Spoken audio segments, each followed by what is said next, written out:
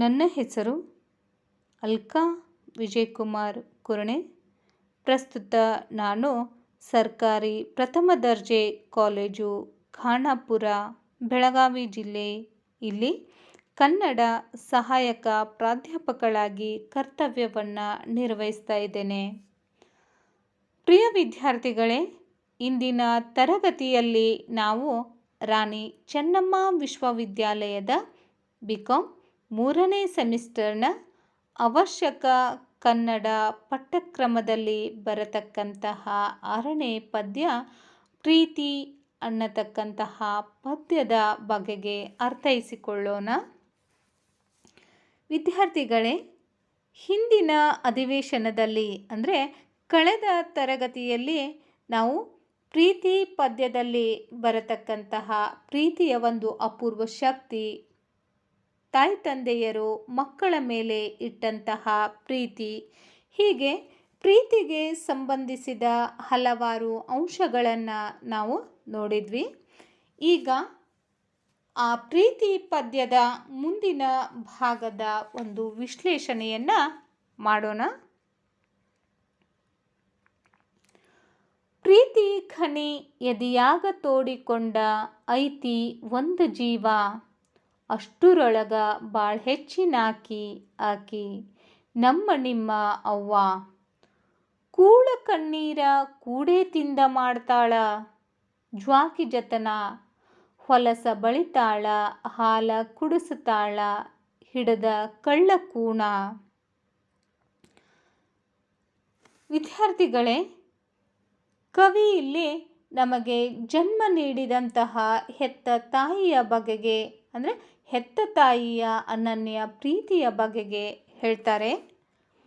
ಪ್ರೀತಿ ಖನಿ ಎದೆಯಾಗ ತೋಡಿಕೊಂಡ ಐತಿ ಒಂದು ಜೀವ, ಅಷ್ಟುರೊಳಗ ಬಾಳ್ ಹೆಚ್ಚಿನಾಕಿ ಆಕಿ ನಮ್ಮ ನಿಮ್ಮ ಅವ್ವ.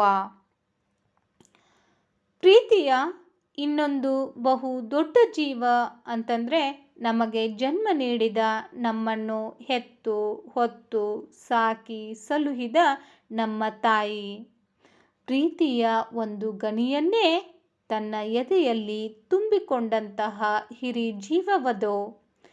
ಪ್ರೀತಿಯಲ್ಲಿ ಆಕೆ ಹೆಚ್ಚಿನವಳೆನೆ ಅಂತ ಹೇಳ್ಬೋದು. ವಿದ್ಯಾರ್ಥಿಗಳೇ, ಕವಿ ಮುಂದುವರೆದು ಹೇಳ್ತಾರೆ. ಕೂಳ ಕಣ್ಣೀರ ಕೂಡೇ ತಿಂದ ಮಾಡ್ತಾಳ, ಜ್ವಾಕಿ ಜತನ ಹೊಲಸ ಬಳಿತಾಳ, ಹಾಲ ಕುಡಿಸುತ್ತಾಳ ಹಿಡದ ಕಳ್ಳ ಕೂಣ. ಕೂಳು ಕಣ್ಣೀರು ಕೂಡಿಸಿಯೇ ತಿಂದು ಅಂತಂದರೆ ದುಃಖನೇ ಇರಲಿ ಸುಖನೇ ಇರಲಿ ಎರಡನ್ನೂ ಒಂದಾಗಿಸಿಕೊಂಡು ತನ್ನ ಮಕ್ಕಳನ್ನು, ತನ್ನ ಪತಿಯನ್ನು, ಕುಟುಂಬದ ಇತರ ಎಲ್ಲ ಸದಸ್ಯರನ್ನು ಅತಿ ಜೋಪಾನವಾಗಿ ಅವರ ಒಂದು ಆಗು ಹೋಗುಗಳನ್ನು ನೋಡಿಕೊಳ್ತಾಳೆ.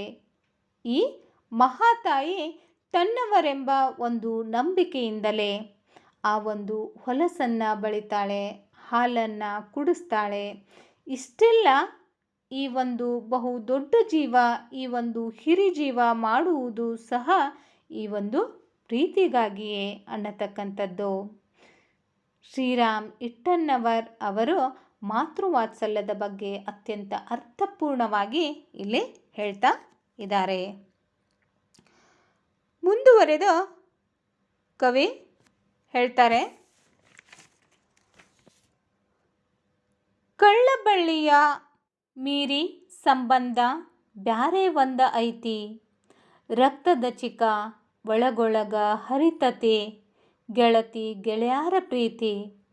ಬೆಳ್ಳಿ ಬಂಗಾರದ ಆಸೆ ಹರದ ಕುಲಾನೆಲೆ ಬಿಟ್ಟ ಕೊಟ್ಟ, ಜೀವ ಕೂಡುತ್ತಾವ ಹೆಂಗೋ ಏನೋ ಇದ ಏನ ಕಣ್ಣ ಕಟ್ಟ.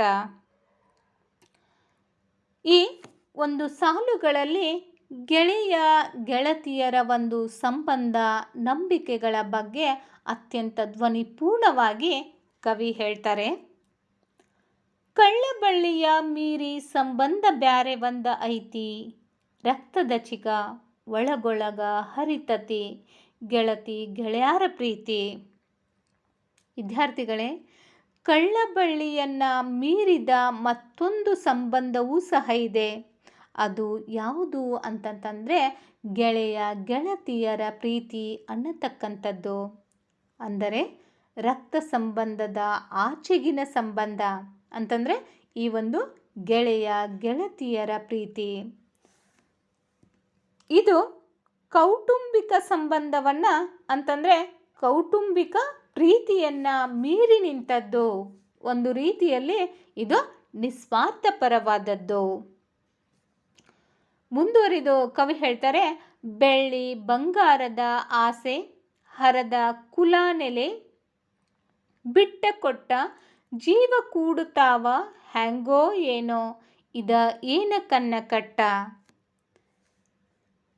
ಇಲ್ಲಿ ಕಳ್ಳುಬಳ್ಳಿಯ ಸಂಬಂಧದಲ್ಲಿ ಅಥವಾ ಪ್ರೀತಿಯಲ್ಲಿ ತಾನು ತನ್ನದೆಂಬ ಅನ್ನತಕ್ಕಂತಹ ಒಂದು ಅಹಂಕಾರ, ಸ್ವಾರ್ಥಪರವಾದ ಒಂದು ಸೋಂಕು ತಗುಲಿಯೇ ಇರ್ತದೆ. ಆದರೆ ಗೆಳೆಯ ಗೆಳತಿಯರ ಪ್ರೀತಿಯಲ್ಲಿ ಈ ಯಾವುದಕ್ಕೂ ಕೂಡ ಅವಕಾಶ ಇರೋದಿಲ್ಲ. ಗೆಳೆಯ ಗೆಳತಿಯರ ಒಂದು ಸಂಬಂಧದಲ್ಲಿ ಬೆಳ್ಳಿ ಬಂಗಾರದ ಆಸೆ ಆಗಿರ್ಬೋದು, ಜಾತಿ ಕುಲ ನೆಲ ಆಗಿರ್ಬೋದು, ಯಾವುದಕ್ಕೂ ಕೂಡ ಅವಕಾಶ ಅನ್ನೋದು ಇರೋದೇ ಇಲ್ಲ. ಯಾವುದಕ್ಕೂ ಇಲ್ಲಿ ಆಸ್ಪದ ಇರೋದಿಲ್ಲ.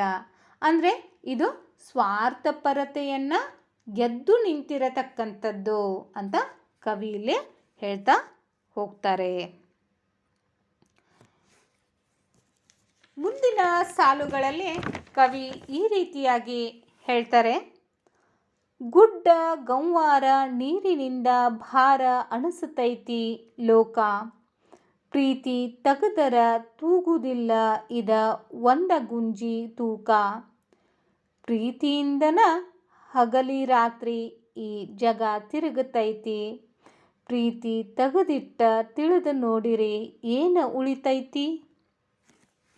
ವಿದ್ಯಾರ್ಥಿಗಳೇ, ಇಲ್ಲಿ ಪ್ರೀತಿಯ ಒಂದು ಮಹತ್ವವನ್ನು ಬಹಳ ಸ್ವಾರಸ್ಯಪೂರ್ಣವಾಗಿ ಅತ್ಯಂತ ಧ್ವನಿಪೂರ್ಣವಾಗಿ ಕವಿ ಶ್ರೀರಾಮ್ ಇಟ್ಟಣ್ಣವರವರು ಇಲ್ಲಿ ಹೇಳ್ತಾರೆ. ಗುಡ್ಡ ಗಂವಾರ ನೀರಿನಿಂದ ಭಾರ ಅಣಸತೈತಿ ಲೋಕ, ಪ್ರೀತಿ ತಗದರ ತೂಗುದಿಲ್ಲ ಇದ ಒಂದು ಗುಂಜಿ ತೂಕ.